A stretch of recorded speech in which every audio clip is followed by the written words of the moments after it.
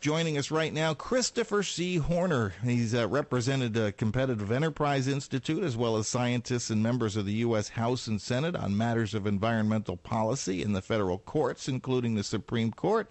Written on numerous topics in publications ranging from law reviews to legal and industrial trade journals to print and online opinion pages.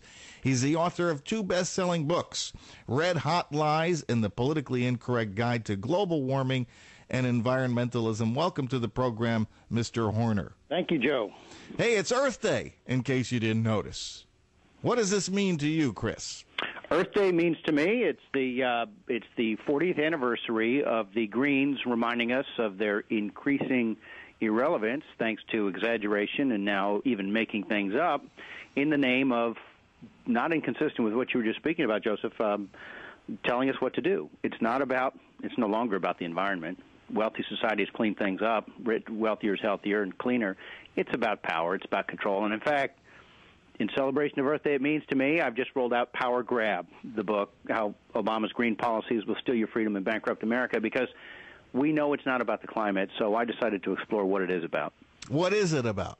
Well, it's about, for example, as the president said, and we dismissed it as a bit of a loopy moonbat left-wing comment when he said, oh, we can't continue to eat as much as we want, drive our SUVs, and keep the house at 72 degrees at all times, and expect that other countries are just going to say okay. Now, I know your and my first response is, well, we didn't ask.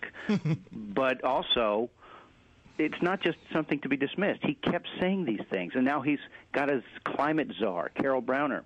And she says that in an interview with U.S. News, which is underreported, their objective is to get to the point where the electric company, as she calls them, will hold back power so you can still cool your home, she said, just not as much as you would like, only as much as they would like. When you can run your dishwasher, when you can run your clothes washer and dryer, she's admitting these things, putting meat on the bones of what Obama said.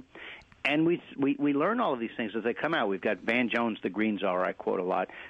He's, of course, been thrown under the bus, and now he's back working for the adjunct administration, their outside think tank. Big organized labor, I have quoted saying that this is about organizing the global economy and we shouldn't pretend it isn't, and so on. And all of this we learn in the context of something we can agree on. The temperature after cap and trade would be whatever the temperature was going to be. So, again, but nobody disputes it, Joseph. That's not, so we start at a point of kumbaya. All right, we all know that's the case. What's it about? And in Power Grab, I detail it's about what they admit it's about. We have to put these pieces to puzzle together, or like the 1984 Reagan ad, there's a bear in the woods. You have to recognize the bear. So your newest book is called Power Grab? Yes. You know, you mentioned earlier that Earth Day is no longer about environmentalism. Was it ever about environmentalism? Possibly to some people, just like on campus, to various individuals, it might still be about the environment, right, for all they know. But the ones who are running the movement, remember, you've got fallen reds, persistent reds. True story. In Europe, for example, they have red-green coalitions. They call themselves watermelon coalitions because they share the same objectives and idea of governance and control. It's not a coincidence that this is the 40th anniversary of calling Lenin's birthday something else.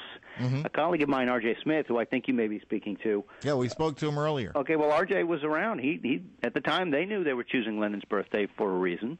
It wasn't because, as I heard, there was a children's insert I saw that my kids were reading in our newspaper saying, well, it was chosen because most campuses were on spring break. No, it wasn't. It was chosen because it's about, this is a control fetish they're running, and this is their latest excuse.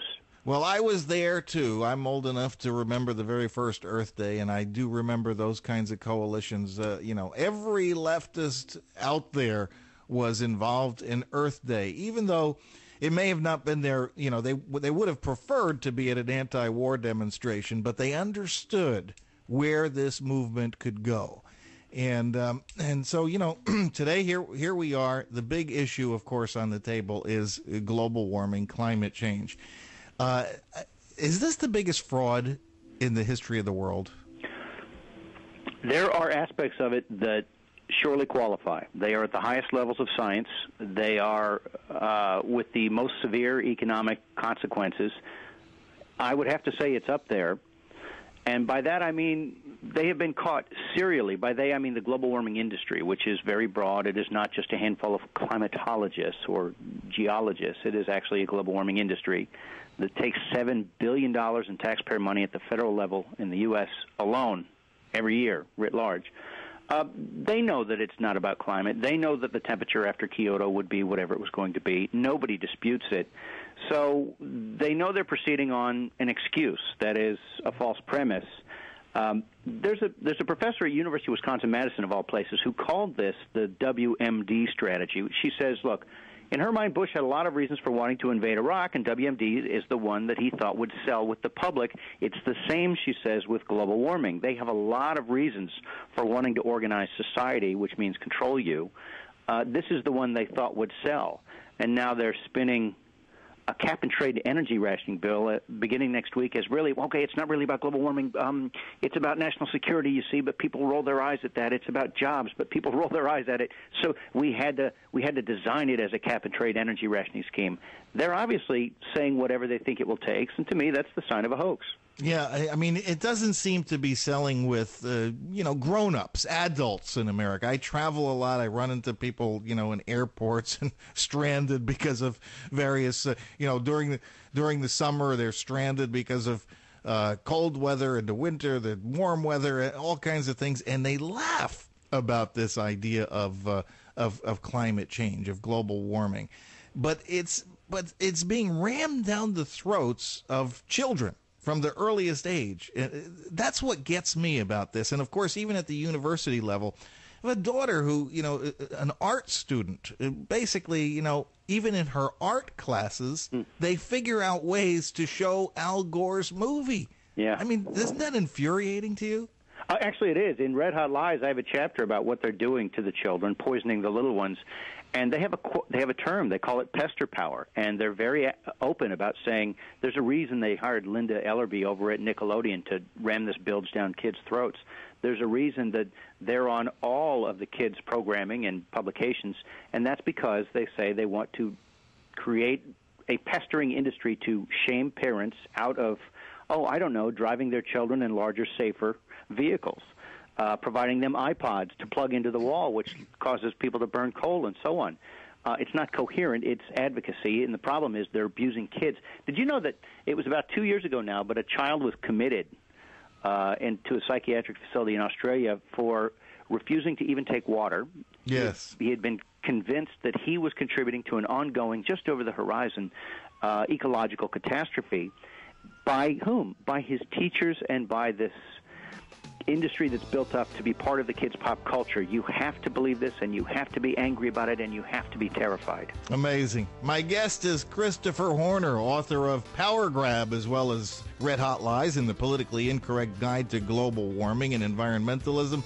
Christopher, we got to take a break. We'll be back with you in just a moment. And now live from Washington, D.C., just steps from the White House, sitting in for G. Gordon Liddy, the founder of WorldNet Daily, Joseph Farah.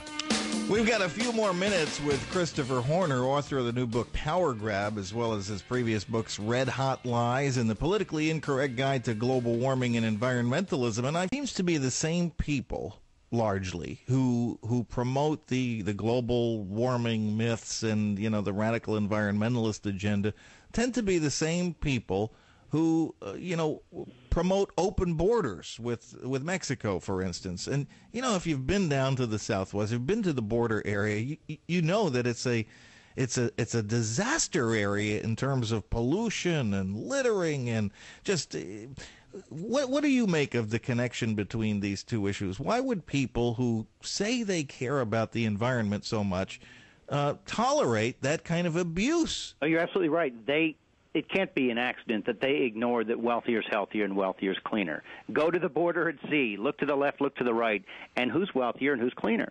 They ignore this, and I think it's on purpose. What you've got here is the global warming agenda, the environment agenda. It's a long-held wish list of policy demands by the same very broad coalition of usual suspects that they have offered in the name of every threat, greatest and otherwise, for decades. It's not about the climate. That's the story I'm trying to tell here to point this out. It's about their view of organizing society. It's about, obviously, they need to control you because no free society would ever succumb to their prescriptions. And so, as with global warming and just over the horizon and all that catastrophe, they have to lie about it. I have a